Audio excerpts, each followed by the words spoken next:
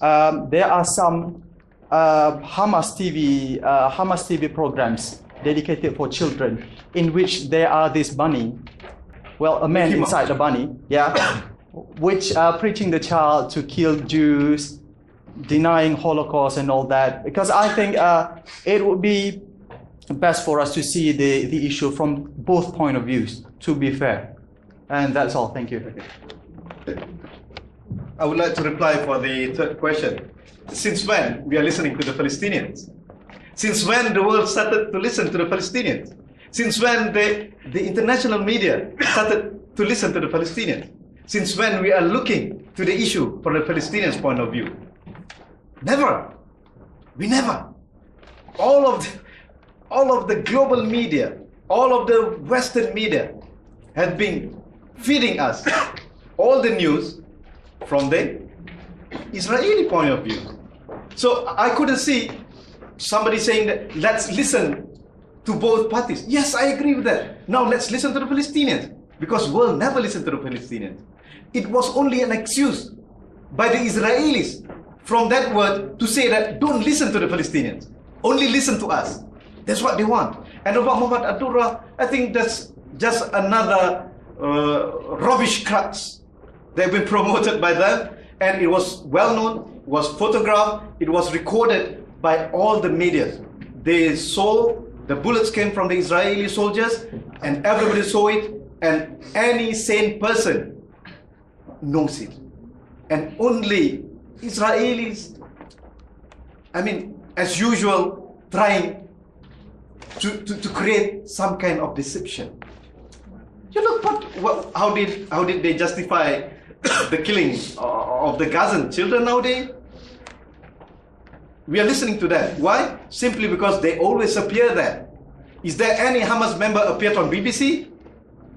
Is there any Palestinian leaders apart from Mahmoud Abbas? I mean, leaders from Gaza appeared on CNN? Is there any Palestinian leaders appeared on European TVs? There was none, unfortunately. And regarding the Al-Aqsa TV that they said, that they claim being run by Hamas, there was a program, children program, where they showed the main character was Farfur, the Mickey Mouse version. They call it the Hamas Mickey Mouse. Whatever it is. Okay, can you see those children in Palestine? Are they living like Malaysian children? Looking that I want to be a doctor in the future. I want to buy a big car, big house in the future. I want to... No. They're not even living like their neighbors in Israel. They're living in a luxury life. They can see their future. Those children live in the situation that their father had been murdered. Their mother had been murdered. Their house being demolished. Their grandfather's vineyard has been burned. Their uncle's land or trees have been uprooted. So are you telling them, are you creating the kind of BBC Balamori, the kind of BBC, what we call it, milkshake, whatever? No. They must be fueled by the literature of resistance. They must be taught that that is their right to gain freedom back. That is their right and their responsibility to gain back the dignity of their people and to get back their occupied land. They must be fueled, they must be educated, that they have the responsibility to create the future for the people. If they don't create the future of the people, who will create for them? The bastard Hosni Mubarak, the bastard Saudi royal families, and all the oppressors in the West, and all the oppressors from Arab countries. They will never. It is upon that young children to create the future for their own generation. So should we teach them to be a sex maniac like the Europeans? Should we teach them all the liberal literatures like what the Europeans are teaching their children? And nowadays you can see that the European community is going down. They're killing their own self. They're going nowhere. So we have to teach them those children. And what those people in Al-Aqsa TV is doing is part of their struggle in order to create that freedom, and to create the future for the people. Wallahu alam, I don't know, maybe. But for me as Malaysian, I have no interest there. But as human being, I want to see the future of the children. I want to see the future of the people over there, just like I want to see the future of my children. Okay. Number two, about the solution. Should we support the one-state solution, two-state solution? Let's deal with the reality. I support, and I think the world should support, the idea of long-term truce. Long-term ceasefire between the Palestinians and the Israelis.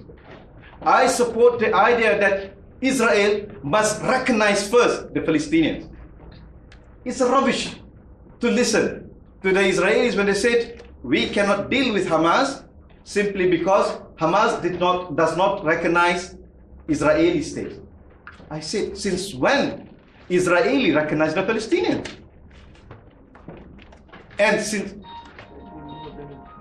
if you see, Israel needs not Hamas recognition because they already get the recognition from all over the world. All the superpower already recognize them. The one who need to be recognized are the Palestinians. Okay, let us deal with the reality. I support the long-term truce, and the Palestinian, first and foremost, must have their rights to establish their own state within the 1967 border in the name of state, not as a false promise or false dream that have been created by the Israelis during the 1991 Madrid and 1993 Oslo. They must have their own borders, they must have their own soldiers, they must control their water, they must control their electricity, they control their economy, they must have their own sovereignty. And Israel must return to all the UN declarations, UN petitions, including the 194 declaration, the 194 UN declaration, which stated that all refugees, from all Palestinian refugees, have their right to return to their homeland, and then they must be compensated. If Israel agrees to this, I think that's enough, and we can stop ceasefire, truce, long-term truce for 10, 15 years, 20 years, so everybody can live peacefully. But one thing, I disagree with the idea to force the Palestinians to accept Israeli land. Why? Because it's against the human norm. We cannot stop people from their dream to have or to regain back their land.